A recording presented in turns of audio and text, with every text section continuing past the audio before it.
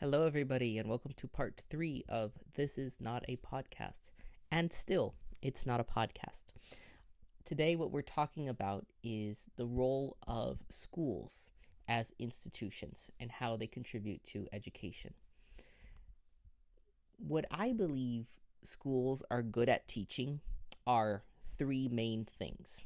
The first thing is fine motor skills, and this is usually taught in preschool and in kindergarten. So, what I mean by fine motor skills are the skills acquired by basically cutting and drawing. So, kindergarten obviously doesn't do a whole lot of what we would call academic work. Rather, it's a lot of arts and crafts.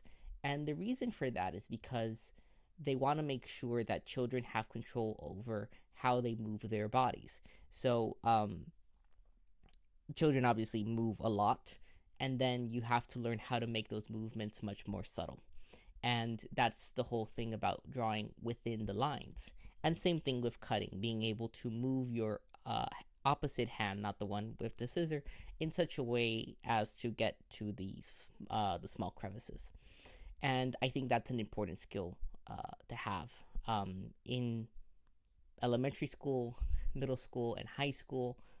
One would like to see that taken to another level in the realm of physical education, but I think that schools are not terribly good at that. The second thing that schools are very good at teaching are the algorithms for arithmetic.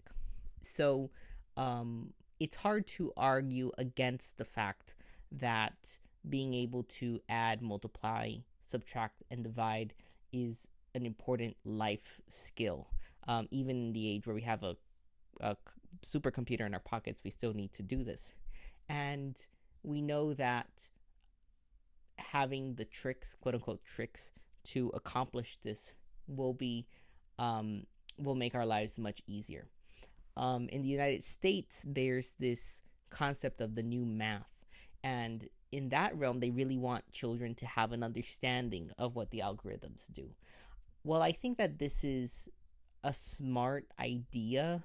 I would argue against it in as much as it substitutes the algorithms that most people already know. And this is just because time efficiency is important. The last thing that schools are good at doing, generally speaking, is being the first line of filtering a posteriori information. So what I mean by that is that schools will have the educators, right, the teachers and the people who create the curricula will have to decide what's worth learning and what's not worth learning in terms of facts. So usually this is divided into different disciplines. So we'll call those history, biology, physics, etc. And those pieces of information that are being given to students are supposed to be, quote unquote, non controversial.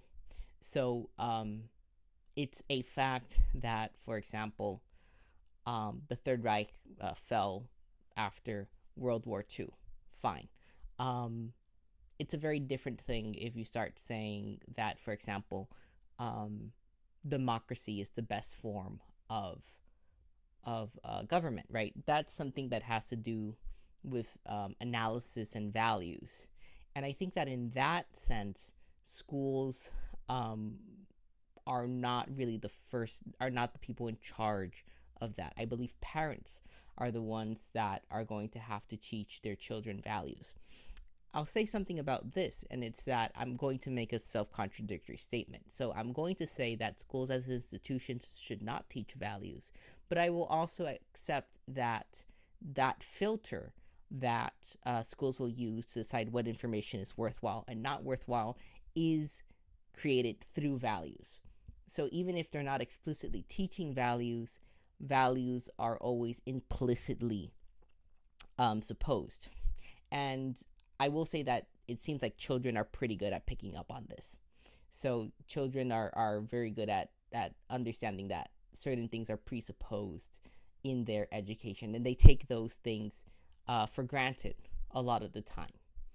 So we'll leave it up to there. So next time, what I want to talk about is whether or not teachers are glorified babysitters. And the answer to that is basically going to be yes and no. And probably the next episode will be me explaining why yes, they have a lot of overlap with babysitting, and then the episode after that will be why no, they're different than babysitters. So that's it for today. Thank you very much for listening. And remember that if you believe that I am full of crap, please send me a message. Please put a comment here on YouTube. Just I'm easy to find, so get angry with me. Let's have some fun. Anyway, take care, everyone.